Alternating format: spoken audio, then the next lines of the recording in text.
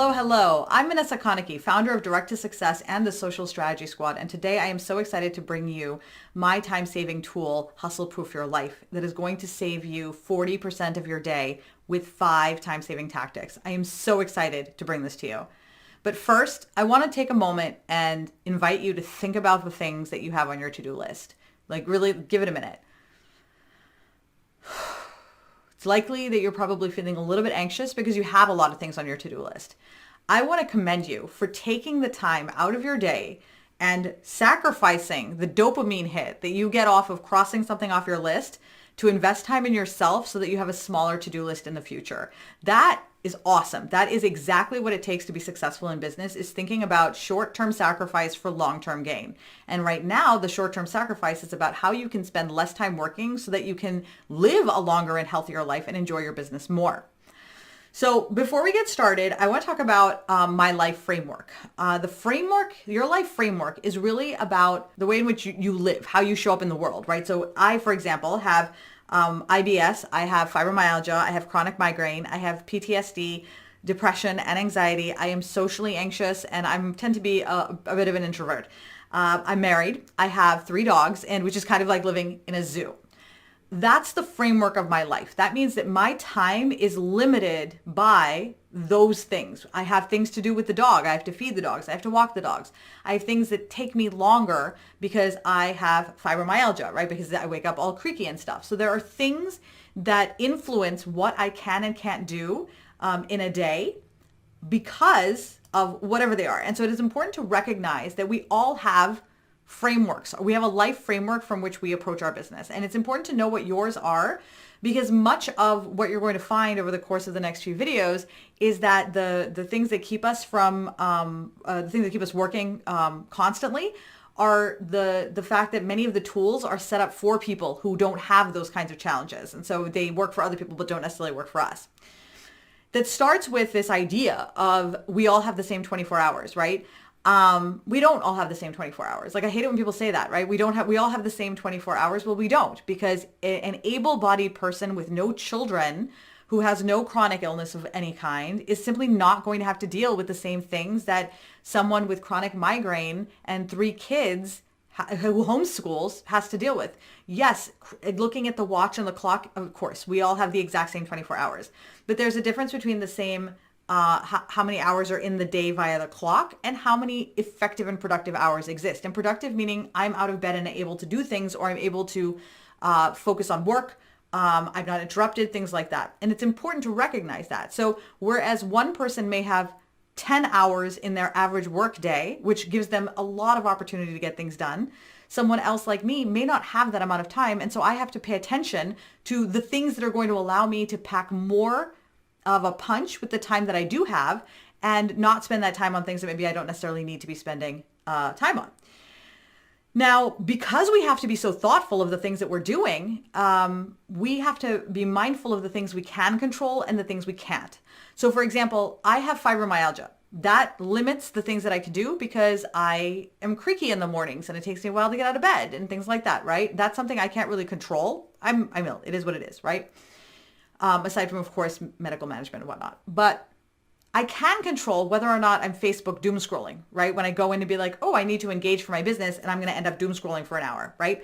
I can control that. So that's the important thing to realize right at the outset, that that we have the ability to decide for ourselves what those things are that are things we have control over and the things that we don't have control over. Now, when you think about the tools and techniques that have been taught to you in the past, a lot of these we've been using for years. And the first one is a to-do list. And we're going to talk a little about why that to-do list is actually so dangerous. Because when you sit down, right, to do a to-do list, your first thing that you do is you start writing things down, right? You're like, oh, I need to do this, and I need to do this, and I need to do this. And you're like super excited. The problem is that there's a moment when you're writing things down on your list. Like you've got, oh, good thing, good thing, good thing. And you're starting to feel like, okay, I have stuff to do. I feel productive. There is a moment on that list, and you know when it happens, when you look at that list and suddenly it doesn't feel exciting. It starts to feel overwhelming. And then it starts to feel like, oh my God, I don't even want to do this. And then you're like, oh my goodness, I'm doing the math in my head. I'm not going to be able to do all this stuff today. The problem The problem always starts with the to-do list, right? But yet so many of us use it. And one of the things to keep in mind is that when you make a to-do list, right, where you sit down and you're looking at your to-do list, is that your brain, your subconscious brain, it doesn't understand that you don't have to do all these things today. So when you sit down and write down a to-do list, your subconscious brain is thinking, I need to do all these things right now. And it looks like it's going to take you forever to do all these things. And as you start to really think about what each of these things mean, like set up my email list, well, oh my God, that's going to take me like 4 months. Like by the time I get through any of this list, I'm going to be 100 years old. And it starts to become very debilitating. So even though we're using a to-do list to organize ourselves, there is a point of inflection at which it makes you feel a little bit more defeated. So now what I recommend is instead of doing this to-do list where we put everything down on one list, I break it up into 3 specific lists. And this is in the Hustleproof Your Life handout. There is the dream list, the triage list, and your to-do list. Those are the 3 lists. And what we're going to do is we're going to talk about each of those lists and how to use them. What I want you to think about is what may go on each of these lists for you, and feel free to pause the video and start making your list if you'd like as you start to learn about what each of these things are. Okay? So let's start with your dream list. The dream list is the list for things that you want to do that don't necessarily need to get done right now. So for example, it's a Saturday, right? It's a Saturday and you're making your to-do list. And one of the things that you need to do on your to-do list is setting up email. Well, you don't need to do that setting up email right now. You've actually been talking about setting up your email for, a few months now. This is not something that you need to get done this instant. It is something you need to do to grow your business. Okay? Put that on your dream list. That is part of your business growth, your business progress. Anything that you have that is not something that needs to be done in the immediate future, like today or this week, goes into the Dream Your Business to Life list. So anytime, I call it, that's actually the dream list is a short for Dream Your Business to Life list. So it's basically all of the things that you're going to do to dream your business to life. So everything goes in there. Those are the longer term ones. Now, the reason why that's important is because whenever you have an idea about something that you need to do in your business, it creates what I call hornets in your brain. It's like a thread of something that your brain feels like it needs to keep track of. Okay, so it needs to keep track of this information. And so it's going to hold on to that and use up your energy and your calories to keeping that thread active so you don't forget, because it knows that it's important and your subconscious is trying to help you. The problem is when you have this happens with 10, 15, 30 things in your business that you're trying to grow it with. Now you have all these threads that are hanging off of you, which are, I call them hornets or threads, that basically, they're all sucking out your energy, right? Like a battery, like your phone sometimes, where the battery is dying so quickly and you can't figure out why. And you look at it and there's some app that's been on in the background running, just sucking out your battery life. That's what those are. And that's what these things do. So it's important that you write them down somewhere, because when you write something down, it closes the loop in your brain, and your brain is like, okay, she has put it here, or he has put it here, and now you know where to find it. And as long as it knows that you know where to find it, you don't have to keep track of it, right? So now you're actually getting more energy by using the dream list, because a lot of the things that were sucking out your energy that you didn't even know are now being put somewhere specific, okay? The other thing that this gives you is it gives you a plan when you get stuck. So if you hit a wall in your business, you can come back and look at your dream list, and you have a list of things in there that you had already decided were things that you wanted to do to grow your business, so that if you get stuck at some point and you're thinking, I don't know what to do next, that gives you a really great resource because you already figured that out at another time and another stage. So your dream list is your first list. Your second list is your triage list. Now, your triage list is basically your running list that you don't use to do things at this moment. It's just stuff that you write down as you think of it so that you don't have a hornet. That's really the key, is we're trying not to have a hornet. So anytime you think of something that you need to do, it goes written on your triage list, okay? Everything goes on the triage list. This could be business, it could be not business, it could be for family, I gotta go get ballet shoes, whatever it is, just put it on that list. The whole purpose of your triage list is so that you close hornets you don't have any hornets on a regular basis that suck out all of your battery life, so that you are the most productive you can be in the time that you have, okay? Now they stay on this list for me till Sunday. Okay, so they all stay on this list for me till Sunday, because Sunday is the day that I sit down and go through my triage list. Okay, it can be any day you like though. Now, next is your to-do list. All right, now this is my active, I am working off of this list. This is stuff that I actually need to do. And I do this on a like I use my calendar, but I have a Notion spreadsheet that I use, a Notion sheet that I use, but you can use any calendaring system, anything that works for you. This works within your own process. It's just really a matter of the concepts and the ideas. Sunday nights, I move everything from first I move my calendar over, so I know exactly what it is that I need to do during the day and how many hours I have. And then I look at the triage list and make a determination about what things actually need to be done this week. There's some things that don't need to be done this week. So for example, if I'm not having a sale event, a big event, or I'm not launching, I'm not launching my course until say 4 months from now, then I don't necessarily need to create the launch script at this moment. Right now, it might be more appropriate for me to create a waitlist page because we're not open yet, right? That makes more sense. So I would pick one over the other to put on my to-do list. So it's important that you look at that and really make everything fight for its right to be on the to-do list and leave everything else on the triage. The triage just keeps growing, but you keep going in and looking at it every week and triaging things to the to-do list, dream list if necessary. And sometimes you're going to find things on the triage list that didn't actually need to get done. And that is the beauty of the triage list. It actually prevents you from doing a lot of things that you do that is just busy work, because you get to it like 4 or 5 days later when you're on Sunday and looking at it and you're like, I didn't do this and I actually don't need to do this. And you could just delete it, because in the moment, things often seem urgent that aren't. Now what happens is that you only really look at your triage about once a week. You look at that on Saturdays. I look at it on Sundays, sorry. And then your dream list, you look at about once a month or as needed when you feel like you've hit a wall. And then you just have your to-do list that you work off of weekly. And what that does is that actually creates manageable activities for your brain to do, so that now it doesn't feel like you have to do all of the things, which keeps you feeling like you're running from behind. Plus, you have a lot less hornets now. So you have a lot more space in your brain and a lot more energy to be able to focus that on your actual productive activities, which create progress in your business, removing a lot of busy work. So that is sort of the first step that you're going to want to do here. So here is your homework. I want you to brain dump everything, like legit everything you can think of, onto a piece of paper. It's going to seem overwhelming. That's okay. This is your first list. It always feels that way with the first list, but just dump it all out there. Then triage, move items into to-do, the triage list, and then your dream list, right? While you're doing this, be mindful of urgency. Everything does not need to be done right now. It can often feel that way, but give yourself space away from this list. Come back and take a look at it again. Would you still put these things in the same places that you put them in before? Maybe, maybe not, but give yourself the opportunity to question whether something should really be on your to-do list, or does it belong on the triage or the dream list? Over time, you'll get way, way better at immediately identifying where something belongs. And the better you get at it, the faster it'll be. So now you're going through and creating your weekly schedule. It's going to get a lot faster. Now, we all have trouble with setting boundaries. I know that I do. I've had trouble setting boundaries since I was younger.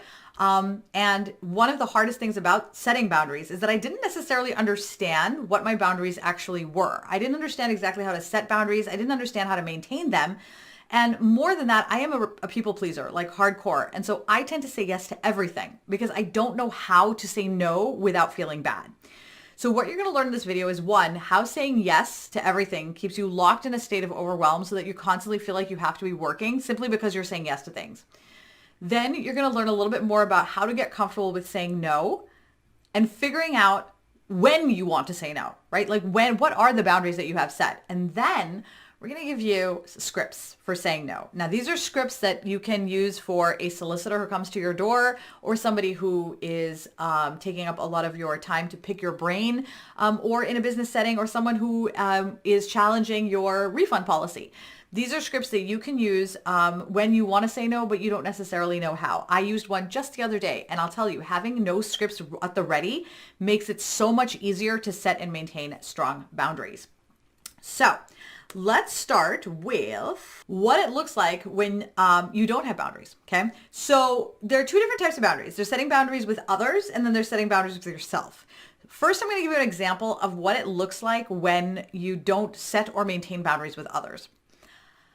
About, 10 years ago, maybe, I was working in the hospitals in Boston, and I had somebody that I worked with who wanted a lot of my time. And we both were independent. We worked in our own departments and areas, but she was always coming into my office and just sitting down and picking my brain, right? So it was really hard for me to get things done because she was always coming to my office and just sitting there and hanging out for like a really long time.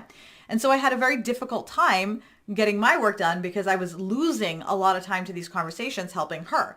Now, I did want to help her, but I also needed to be mindful of my own workload. So I started to get really frustrated and annoyed. And eventually I said to her, I said, hey, listen, I would love to meet with you, but can we get a meeting on the schedule? These drop-ins are actually very difficult.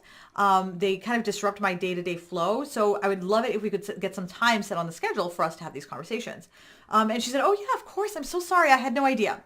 And then the next day, she had scheduled an appointment with me. No problem. Great. I was glad she scheduled an appointment, and we sat down and we met and it was great. And then someone else came in after her. Fabulous. But 3 days later, I am sitting in a meeting in my office and I see her moving outside, just kind of looking in to see if she can come in. And as soon as the person left my room, she came and sat down and said, okay, hey, I have some questions for you about this.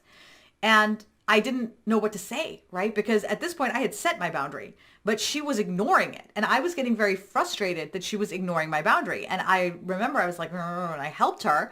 But I remember talking to my boss after that and telling her how frustrated I was. And she said, it's not her job to maintain your boundaries. And that was, whoa, mind blowing, woof moment for me.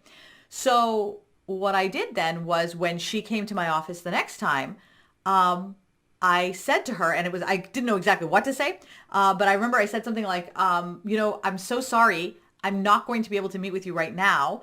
I need to leave. And I actually got up and I left my office, right? And I went out there and I came back in. And I've done that since then many times where if somebody is trying to push my boundaries, I would just leave my office and say, I have to leave. I'm sorry, I'm not going to be able to do this, but why don't you schedule something? Or if they came in and I wasn't in a position to say I have to leave because I was clearly like not leaving, I would say, I'm sorry, I'm right in the middle of something. Could you please schedule some time and come back? And then look at your computer. So I actually discovered that my body language also said a lot. So like if I'm looking at my computer over here and saying, oh, I'm so sorry, I can't meet with you right now. Can you schedule time with me? Says a lot more than, oh, I'm so sorry, I don't have time right now. And now I'm giving you my full attention, right? So I learned how to use my body language. But that took time and it took practice. And that was me setting and maintaining my boundaries with someone else, right? That was the key, right? I figured out what I wanted my boundary to be. I figured out what my backup plan was going to be, and then I implemented it. Now, what does it look like when you don't set or respect boundaries with yourself? So for me, I decided about 4 years ago that I didn't want to hustle anymore. I didn't want to live like this anymore. I didn't want to mortgage my present to have a relaxing future, right? I didn't want to work nonstop in my present to have a relaxing future. So what I wanted to do was enjoy my life now, relax now, enjoy my life now. So I set some firm boundaries that I was going to clock off at 6 p.m. at night. That was going to be what I was going to do, right? But then, and I did for like 2 weeks and it was great. Oh my gosh, I had the best time and I was feeling so relaxed and I was really enjoying my life. And it actually went on for probably, I don't even know how long it actually went on for. But then I started working on a project that was really exciting to me. And so I'm like, ooh, well, I'll just stay. It doesn't really count as work. So I do it a little bit more, And then before I knew it, I was back to working long hours and like finding, getting annoyed because I was being interrupted from working because I only had so much time in the day. I had got myself back into the hustle because I didn't respect my own boundaries, right? And that's actually really hard when you don't respect your own boundaries because you can finagle in your brain a reason to do anything. I had to maintain the boundaries I set, even if I was pushing up against them, because I know what those consequences are, right? I had to remember I didn't want to pay the price of feeling exhausted every day. I wanted to be enjoying my life and spend time with my husband and binge watch shows and stuff like that. And that was very important for me to note is that it's not just other people who don't respect my boundaries. I don't respect my own boundaries. So the question is how do these things impact your day? So now we know that we have our self boundaries and then we have our other boundaries, but how does the not having boundaries impact your day? Well, one of the ways is, I'm just going to give you an example of a day, right? So you have you wake up in the morning and you have this list of things that you want to do, right? I know that we just talked about having your to-do list. So now that you have it perfectly scheduled, you're like, oh, this is great. I know what I need to do today and everything's great. And you're getting ready to implement this great new to-do list thing that we just talked about, in the last video. And you get a message from a customer who says, well, I know that your refund policy says that that you don't accept refunds after X number of days, but I hoped you could, do Y for me and give it, just give me, push the boundaries a little bit for me. Your friend Jackie knows that you work from 8 to 4, let's say, and from home, and she stops by and just sits down and hangs out in your room for a little bit because she just wants to talk. Now, in and of itself, that one thing doesn't feel like it's a huge deal, right? You sit down and now you're like, your customer sent you that message and you don't know how to deal with it, right? Because you want to be nice. You don't want to say no. You're a people pleaser. And so you're like, how do I deal with this? And you're also angry because you're like, my policies are clearly written. And so you have this whole thing that's going on in your brain. And when your friend's there, you want to be present with your friend and you want to be able to talk to her. But in the back of your head, you're thinking about all these things that you need to do, right? Because now she's in the middle of your day. Now the time that you spend time talking to that customer, right? Arguing back and forth or trying to figure out what it is that you need to do, or should I do this? Should I not do this? That all takes up time in your day. It's not something that you really will take up time in your day. So now your day has been pushed further down. So in order for you to get those things done that you put in your well-crafted to-do list, you're going to have to spend more time working and work later into the night. So even though you have this great idea and this great structure built out, you can't implement it because you are letting other things get in the way by letting people just come in and, well, I'd like to hang out with you now. I'd like to ask you questions now, things like that. And so that is why it is so important for us to limit interruptions in our day so that we can make progress. Now, I recognize that it's very difficult to often limit interruptions if you have children, or if you have, like we said, the framework of your life may not allow for it. The thing to keep in mind is that if you are conscious of the things that you can control, right? We talked about that in that earlier video. If you're conscious about the things that you can control, then it makes time in your day to accommodate for the things that you can't. So if you're able to accommodate, for example, like I already have a script ready for my customer, so I'm just going to send that back to her and we're done, right? So if you can accommodate for that, then you may have a little bit of freedom to be able to handle your friend stopping by. But you can't handle both your friend stopping by and the customer refund happening on the same day.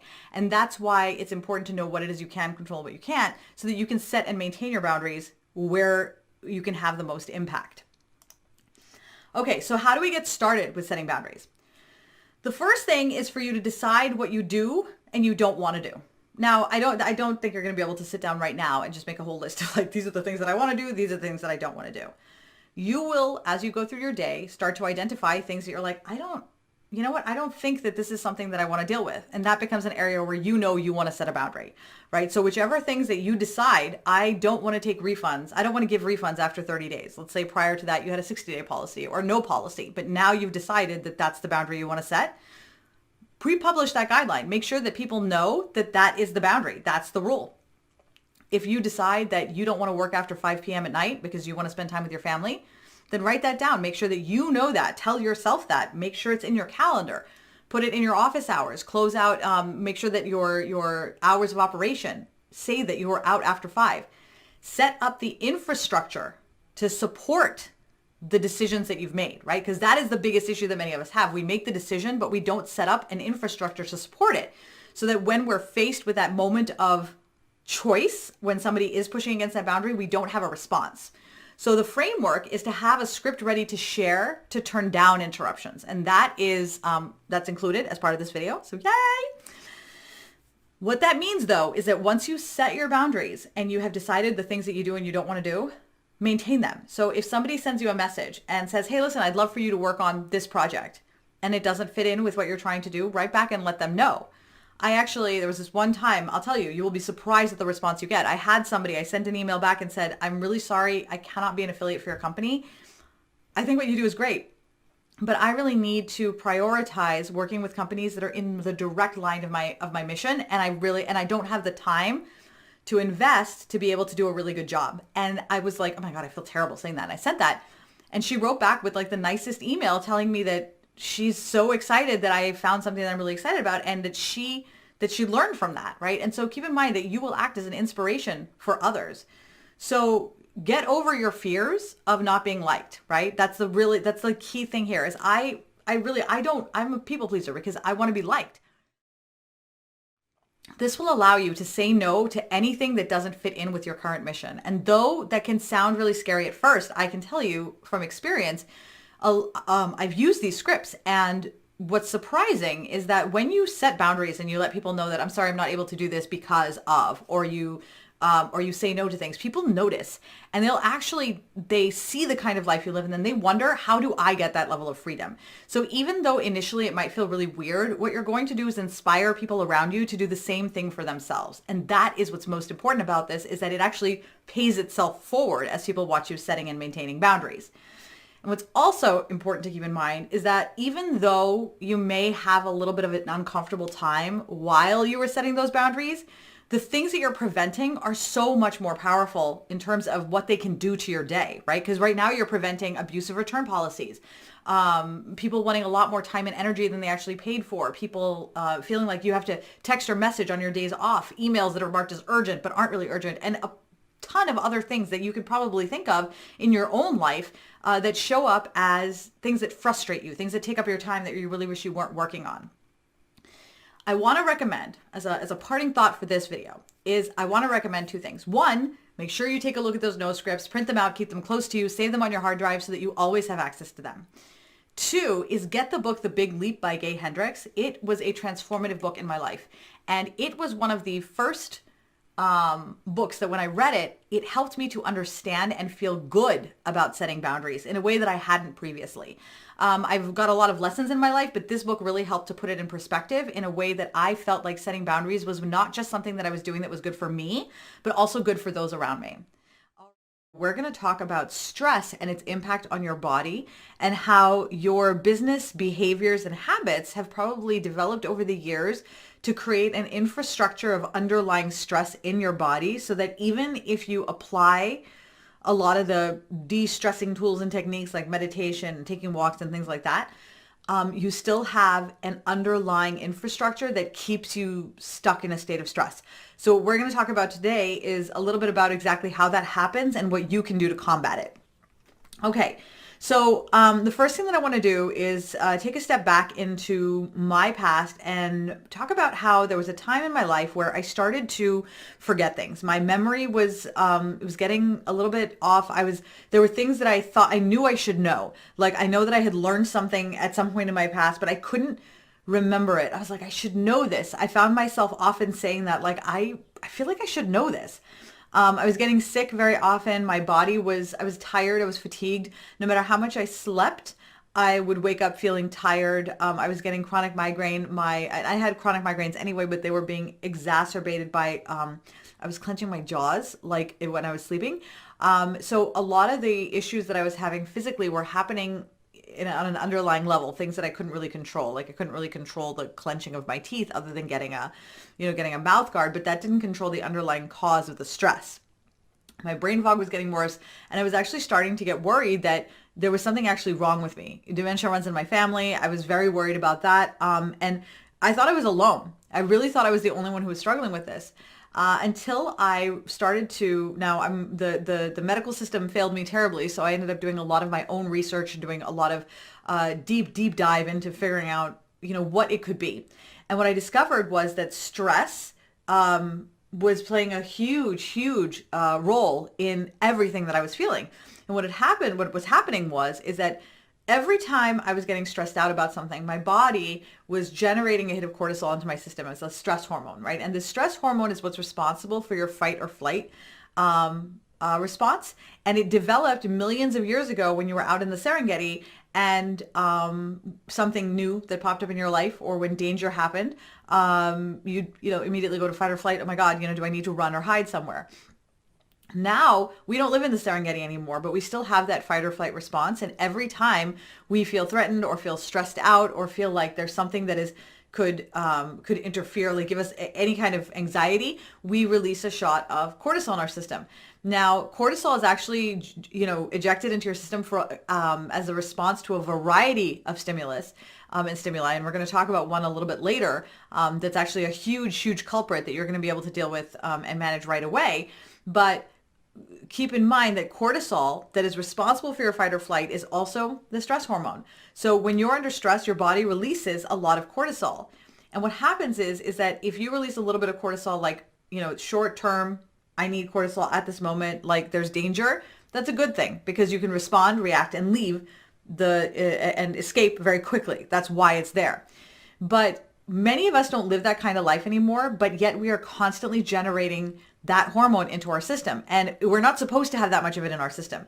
And by having chronic stress over the course of years, it starts to build up and build up and build up. And ultimately it results in the kinds of things that that I was experiencing: weight gain, acne. Some people, they bruise easier. Severe fatigue is a big one. Brain fog, difficulty concentrating, low libido is a big one.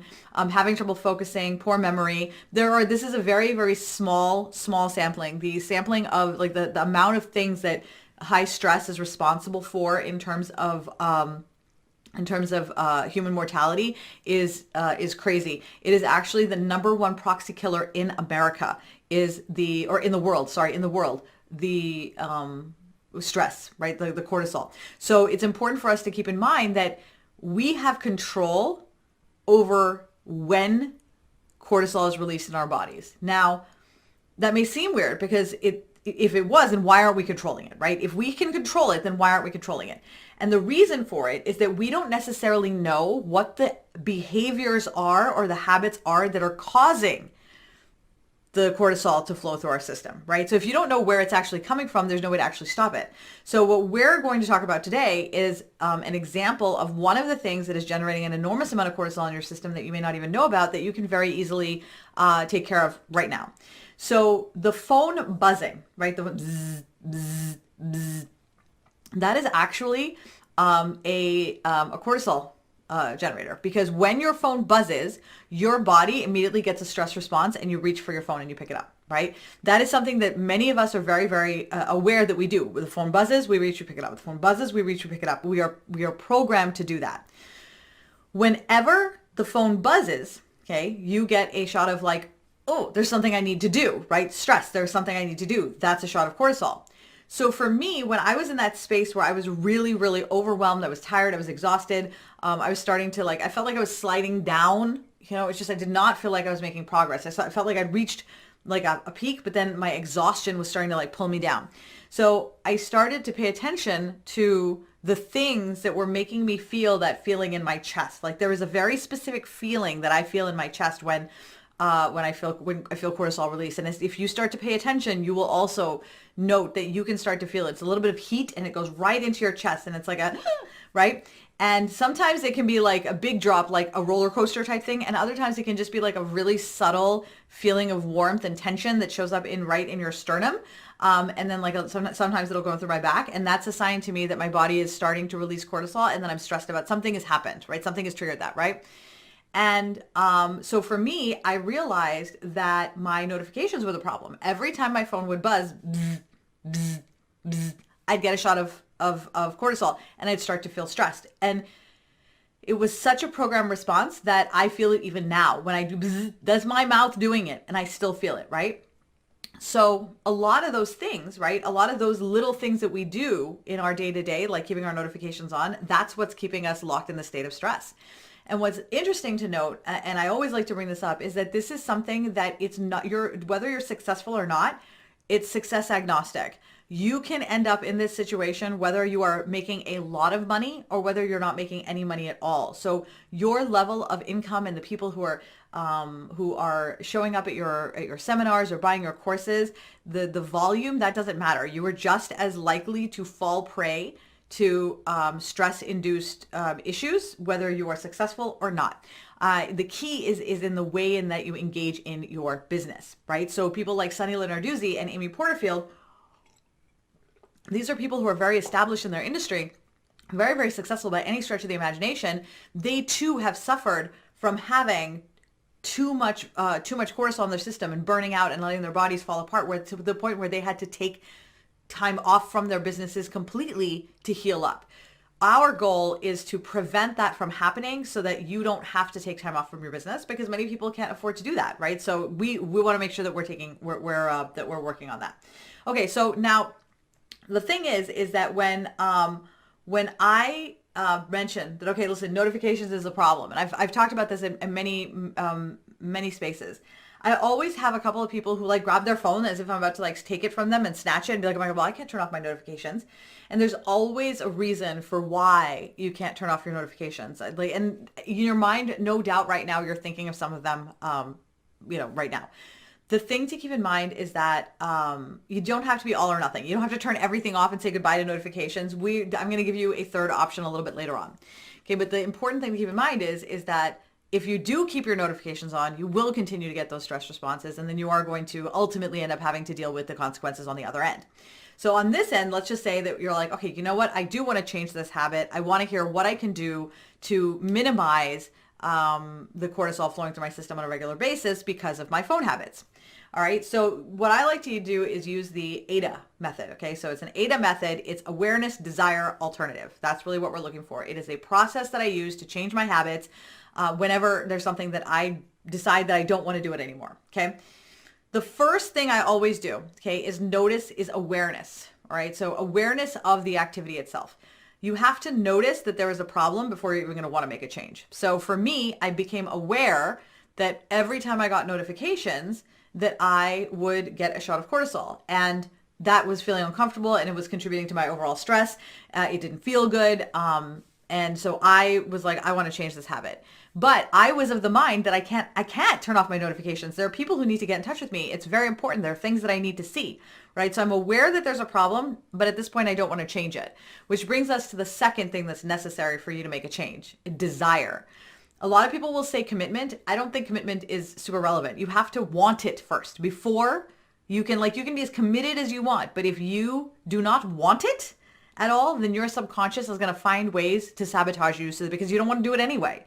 So you need to create the desire for whatever it is that you want to do. So for me, I didn't have a desire to turn off my notifications, but I did want to not have that feeling of stress. So those two things were in opposition.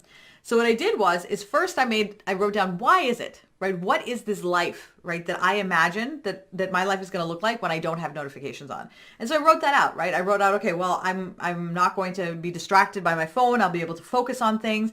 And I wrote all the positive things out. And so now I at least knew what my reward was going to be. Okay, that's my reward. So I know that, okay, if I turn off my notifications, these are the benefits. Now I just wait, right? So my phone buzzes, right? It takes like 3 minutes and my phone buzzes. And I think to myself, all right, I have my notifications on because people need to get in touch with me. It's so important. So I grab my phone and I look at my notification. And it's not that someone needs to get in touch with me. It's a notification for a comment on a post on Facebook that I made 4 days ago. The comment was made 4 days ago. I've responded to that comment and I got a notification for that today. That's not necessary for me to get right now. It wasn't urgent. So now I am aware that I just got a shot of cortisol that is contributing to the decline in my overall health. And I did that for nothing. There was nothing necessary about that notification. So I'm a little annoyed by that. The fact that it buzzed, annoyed, but I don't judge. It's okay. It's fine. It's fine. All I'm doing is challenging my original idea that the notifications are there for people to get in touch with me. The next time my phone buzzes, I'm going to listen to it again. I'm going to pick it up and I'm again going to see something because let's face it, we get a lot of notifications that are not super important. Most of them are not. After doing that a few times where you consistently say, okay, I've picked up my phone. I have paid the price of having cortisol shot in my system, which is influencing my health negatively. It's making me stressed out. I don't enjoy it. And it was for nothing. Once again, I don't care about this notification. So I'm getting all of these negative side effects for something I don't even care about.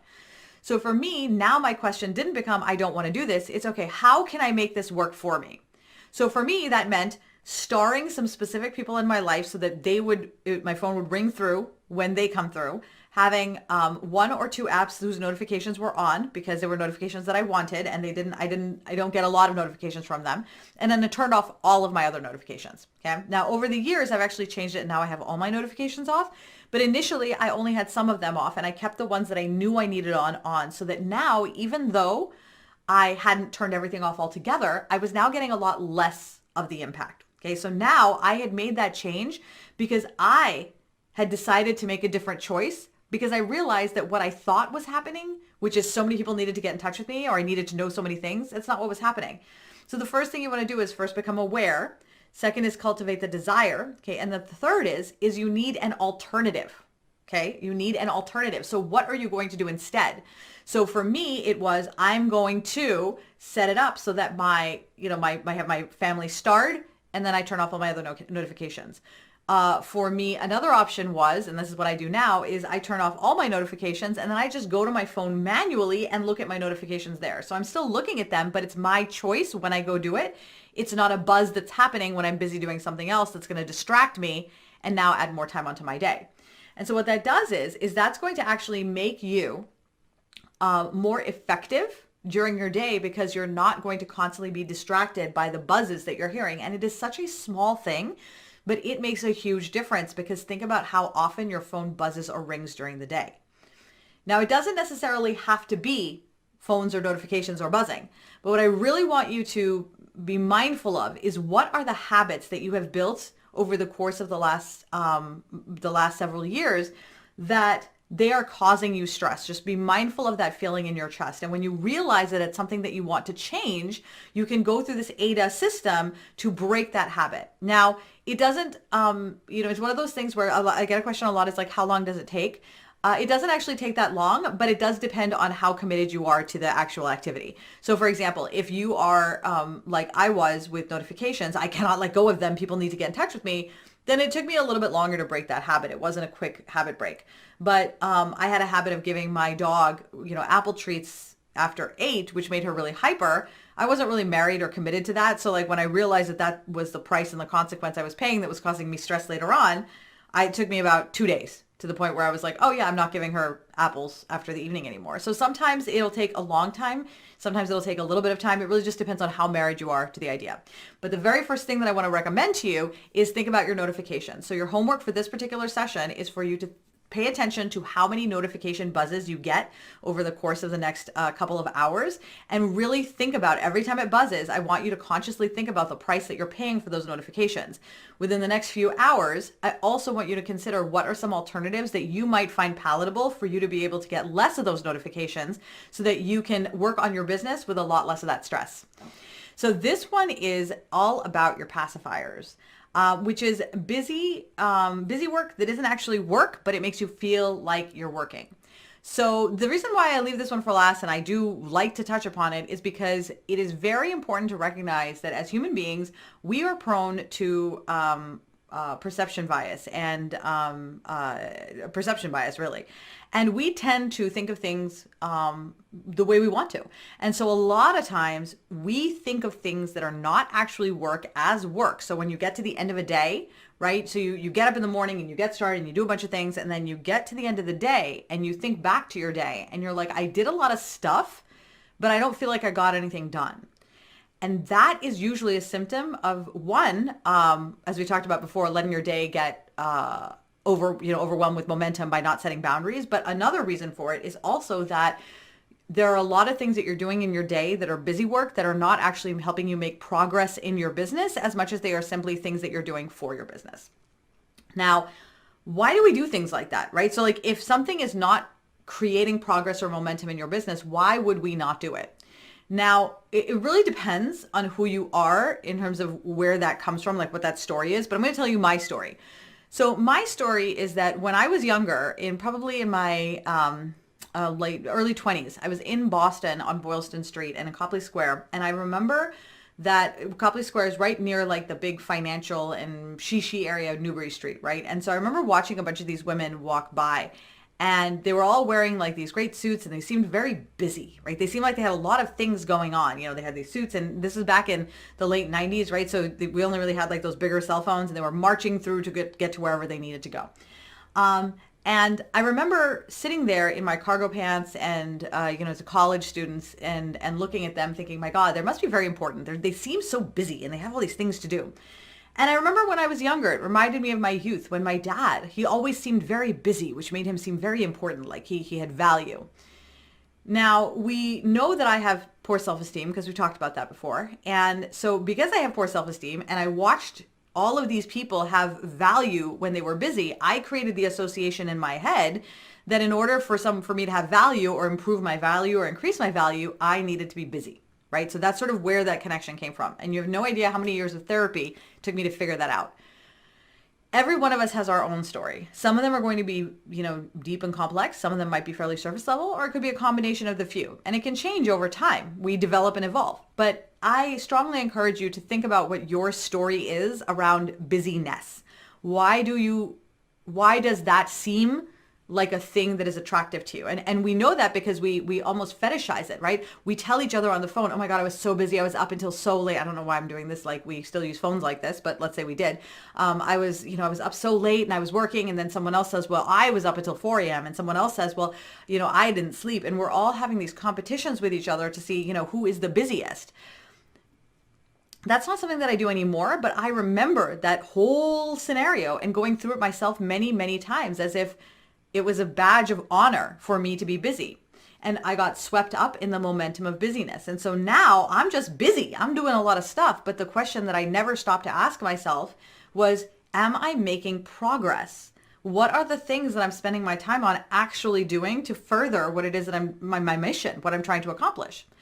So when you are prone to busyness and you don't pause to ask that question, then you are going to be prone to thinking that things are work that aren't really work.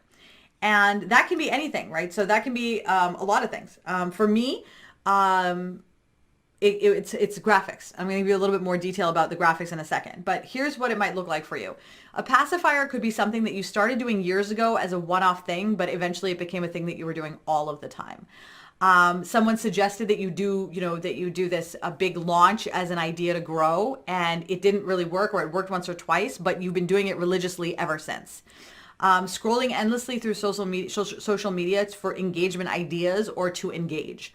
Pacifiers manifest often as things that you end up routinely going to when you're trying to avoid doing something else. And then there's something that it doesn't make you, it's some of those things where you do them and while you're doing them, you feel really good. But when you're done, like at the end of the day, you look back and you say, did I really get anything done? Those are how pacifiers sort of manifest. Now, a pacifier can actually, it doesn't always have to be a pacifier. So let me use this as an example. Graphics are going to be my example. So I love doing graphics. I've been a graphic designer since I was 18 years old. I'm 44 now. So it's been a really long time, and I love graphic design.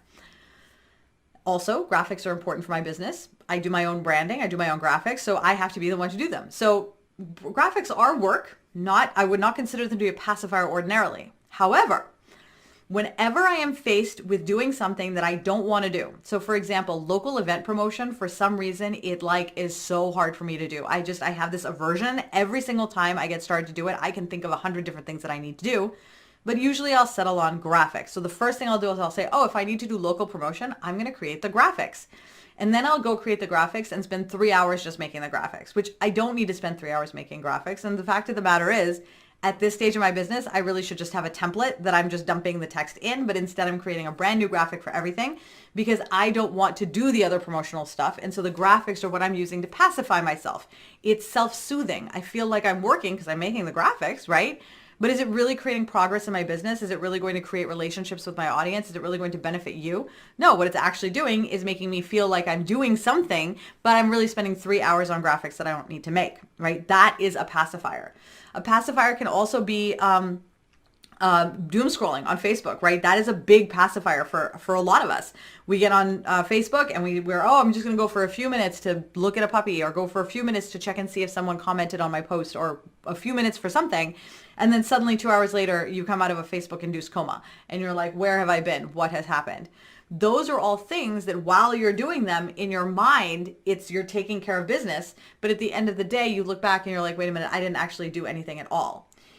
Now, pacifiers are hard to get rid of because these are things that we do routinely. They're built into us routinely. Like my graphics, I don't actually have to consciously think about going into doing the graphics when I'm trying to avoid doing something else. It just happens, right? You've been doing them for a very, very long time, so it's probably something you don't even notice. And it's etched in your brain as a thing that you do. So if you, let's say, go live every day, but you are not getting any increased sales from your lives, then your lives are essentially pacifiers. They're not actually doing anything. They're not growing your business. They're just taking up time. But in your mind, it's just a thing that you do. And you're going to have a very, very hard time breaking that habit just because you feel like in your heart, this is what you need to do to feel successful. And you'll feel panicky at the thought of stopping to do it. Or you might say that, oh, you know what? This is a pacifier. I'm not going to do it anymore. And then like doom scrolling, you'll wake up in the mid reverie being like, oh, I'm doom scrolling again. I didn't even notice it.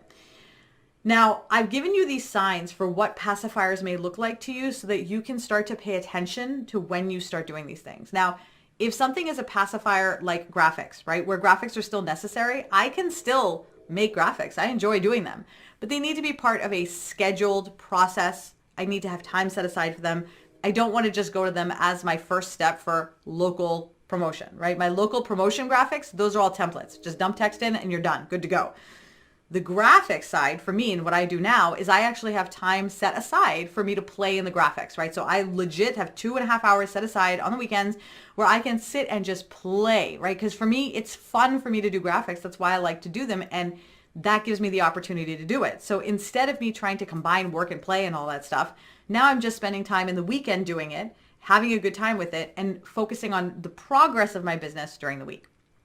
So the key thing to keep in mind is that you can break all of these habits using that same process, the ADA process that we talked about earlier, which is awareness, desire, and an alternative, right? So for me, if I have an awareness that I am constantly switching over to graphics whenever I started doing local events, and I have a desire to switch because my desire, here's what my desire became.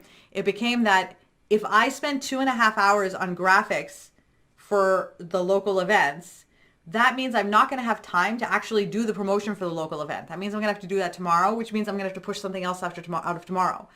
Plus, promoting my local event probably only takes about half an hour, 40 minutes. It does not take 2 hours on graphics. So now I've used up those 2 hours on graphics, which means I don't have enough time to finish the things that I've got set up for today. So I'm either going to be working late into the night or I'm going to be working late into the night tomorrow because I'm going to push some of this stuff into tomorrow. So you can see how something small like a pacifier ends up pushing your day further out, and it ends up extending it a little bit longer. You combine that with the things that we talked about in the other 3 videos, and suddenly you can see how your time is being sucked out from a variety of different spaces. All right, so here is your homework to finish this off and wrap it up. Okay, you've learned over the course of the last 4 videos how little activities that you do in your day-to-day life are sabotaging your plans for getting organized. So what I recommend is download the Hustleproof Your Life download, select one of those things that you want to eliminate from your daily routine and start working on it. Give yourself a little bit of time. Don't try to implement everything at once. Even one of these is going to make a huge, huge difference. And work your way through that handout. What you're going to find is that over the course of the next few weeks, you will start to see that you have more and more time in your day as you're spending less of it focused on things that you didn't really want to be spending time on anyway, but you were doing it because you got caught up in the momentum. And before you know it, you will have a hustle-proof life. It has been my pleasure to hang out with you and share these ideas with you because I absolutely love them. And I believe that every single one of us has the ability to live a successful life, create a thriving business without hustling. We do not have to hustle. And I hope that this helps you as much as it did me. Thank you so much. Have a great day.